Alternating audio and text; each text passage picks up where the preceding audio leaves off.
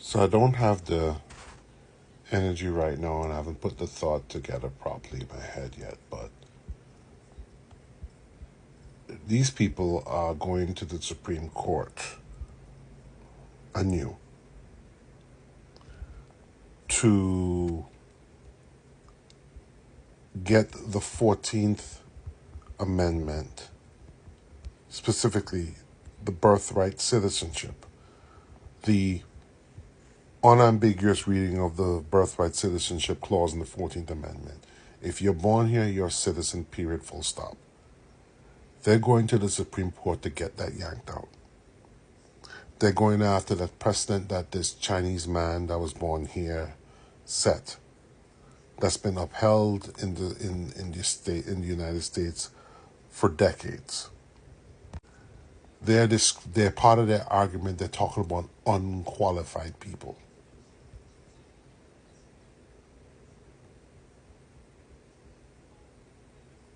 Listen to me. They're talking about unqualified people. They're talking about people who don't deserve the privilege of citizenship. I want you to think about that language for a second and think about how many awful chapters in history worldwide that kind of language was a harbinger for some awful shit that went down afterwards. Unqualified, undeserving of the privilege of citizenship. The automatic question, who decides that? Who decides that? And you know what's so insidious about this? They're waging a campaign. They're waging a campaign against the 14th Amendment in the court of public opinion with barely disguised appeals to white angst and white supremacy. It's barely disguised. You even have some black people, black citizens and other citizens of color, who are buying this shit. The common ignorant person thinks, well, if they came here illegally, or if they're coming here just simply to have, if they say they're coming here to have a baby or something like that, they shouldn't, their kid, the child that's born here, shouldn't get citizenship. That's a privilege. That's a privilege. That's a privilege. We're American. To be an American is a privilege. That's that American exceptionalism shit again. That's that xenophobic shit again. That's that white supremacist shit again. Only whitey people think that being American, for the most part, is some kind of privilege. Being an American is some lofty thing to be. Whitey people feel that way by large majorities. For black people or the people of color that's born here, yeah, they have pride in being American, but they don't feel, for them, for us black folks and other people of color that live here that are awake, at least, that are not cooning, being an American doesn't have the same feel that it does for whitey people. Which is why this language that their Solicitor General is going to the Supreme Court to argue in front of the Supreme Court is so dangerous, because the public hearing it would go along with it because they don't truly understand the spirit of that birthright citizenship clause in the 14th Amendment. They don't understand it. Trump and MAGA and the Republican have done a good job of making being American be some exclusionary, some exclusive identity.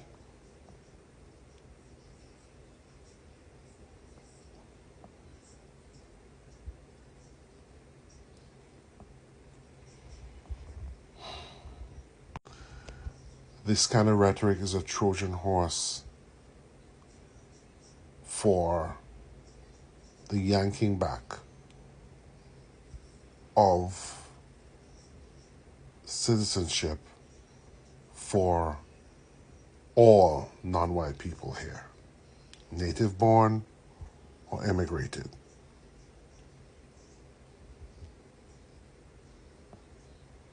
They sent a memo to Congress for the State Department to set up something called the Office of Remigration. Lori Daniel Favors did a video on it. I think I stitched her video in one of my older videos way back. It's something serious to consider.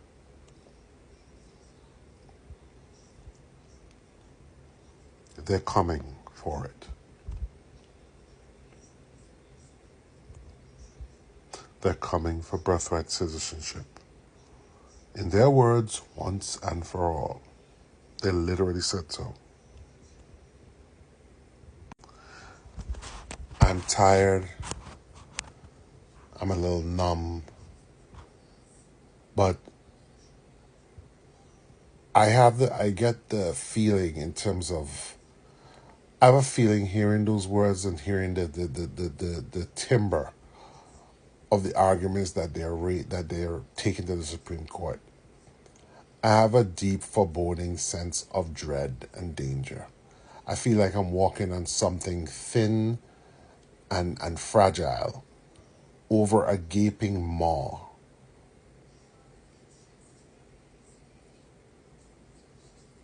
There's nothing but darkness down there. And I can't tell what's there. A gaping maw where I drop a coin and I don't hear it hit the bottom. But at the same time, I'm hearing all kind of sounds coming from the darkness. And I don't know what those sounds are.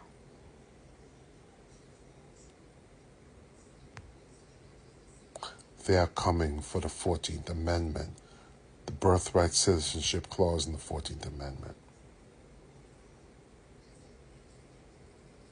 People.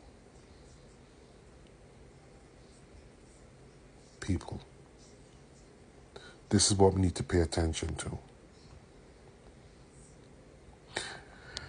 And I'm going to say something here. We've been saying that a lot of this shit is a distraction from the Epstein files. In this case, the Epstein files is a distraction from the dissolution of our very Constitution. This is the real evil. This is the real behind-the-scenes evil that they're doing.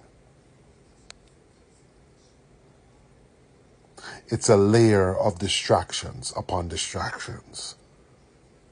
But the true goal is to uproot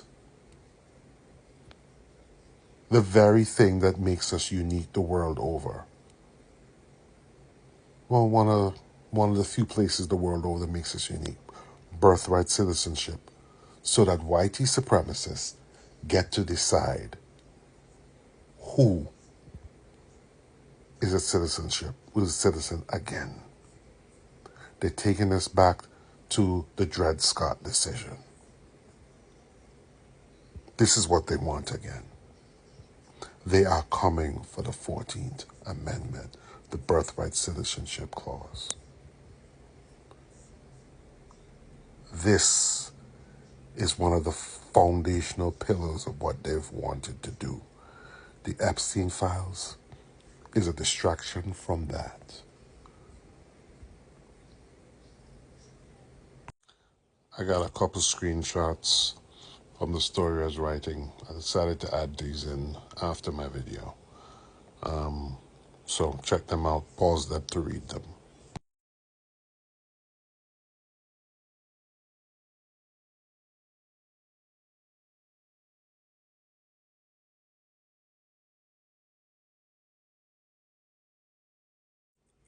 Note the unqualified people at the last line.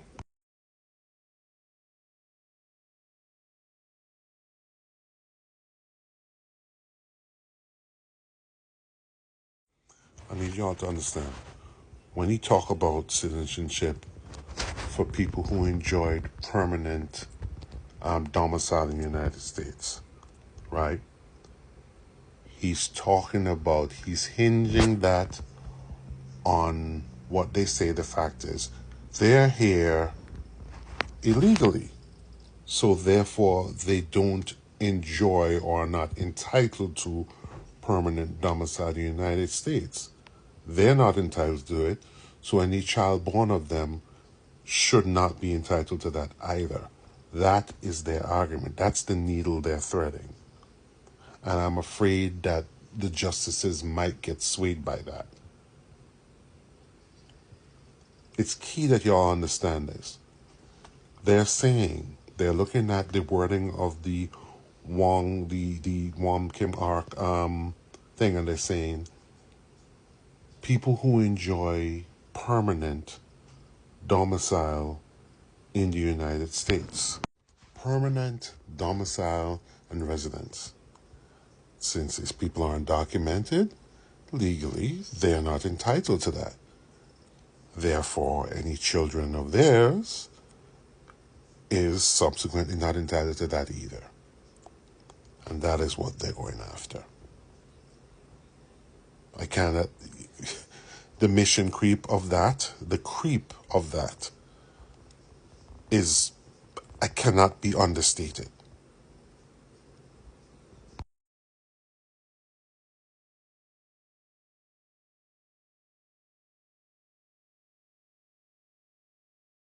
So, note he said at the top, that limit is central to this analysis.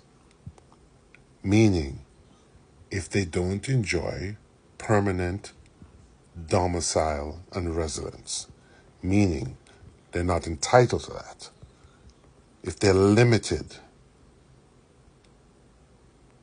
if they don't enjoy permanent domicile and residence, meaning they're not entitled to that, meaning they're subject to removal, then any child born of that union is not subject to that either.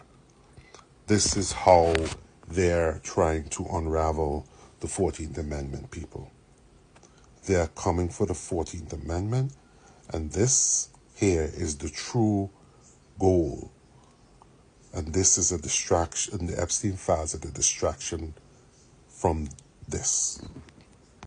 The thing that frustrates me is that a lot of the public out here, the kind of things I'm talking about here, the nuances of what I'm talking about here, and the alarm I'm raising about this, about the wording, the language they're using, is gonna go over most people's head. And this is what they do. It's gonna go over most people's heads, and people are not gonna understand what's really at stake, what's really afoot, until it's too late. And this is part of their calculation. They're using the ignorance of the public against us. The few of us has raised an alarm over the language they use, the phrasing they use, the very narrow targeting kind of like wording of the court cases that established the precedent. They're using that little thread there to reinterpret for their goals, is the problem I have. And most people out there are not going to see it. It's a shame this app is going away because, you know, this app has been good for that kind of format, that kind of in-depth discussion. Those of you who are lawyers on here, please sit through this and respond to this and let me know if I'm crazy or not. But yeah, these kind of things, the unraveling of birthright citizenship, that is the true aim of this administration. has been the wet dream of white supremacists for generations in this place.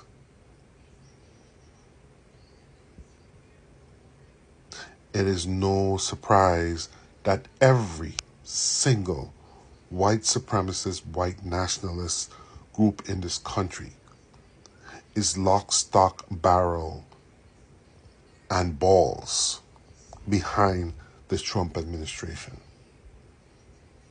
No previous Republican administration has enjoyed a consensus of support by every single white nationalist organization nationwide. None. Reagan didn't have it, even though he appealed to them. He appealed to one of their core beliefs when he launched his campaign. Reagan never had it. George W. Bush never had it. George Bush Sr. never had it. George W. Bush never had it.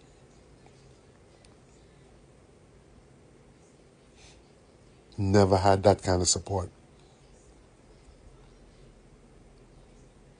No Republican candidate running for president ever had it. Bob Dole definitely didn't have that. John McCain, hell no. Romney, hell no. Even Nixon didn't have it. I'm going way back. Donald Trump is the first one who's had that kind of unanimous support from all of these white supremacist organizations nationwide. And I'm telling you, it's no accident. The craven, desperation, white hot knuckles, frothy at the mouth, with blood-tipped froth at the mouth, where they're going after the Constitution and our laws here in order to impugn or to chisel in a white supremacy permanence and dominance in this country. Now,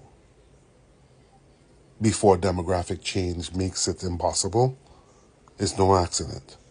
All of these things, the confluence of all these things.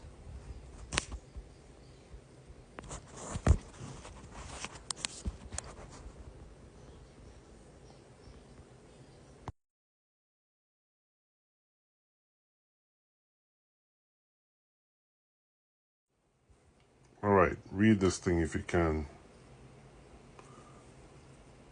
The key thing. Those decisions confer without lawful justification the privilege of American citizenship on hundreds of thousands of unqualified people. I want to leave you guys with this. Without lawful justification, the privilege of American citizenship on hundreds of thousands of unqualified people.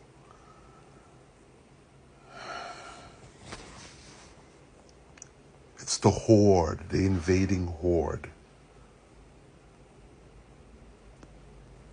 Alien Enemies Act language.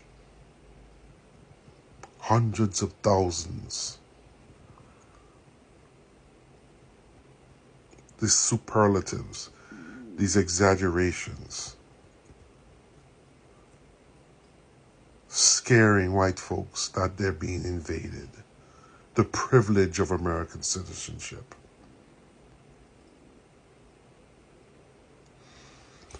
Yeah, I don't know what to say anymore, guys. But we're in trouble here.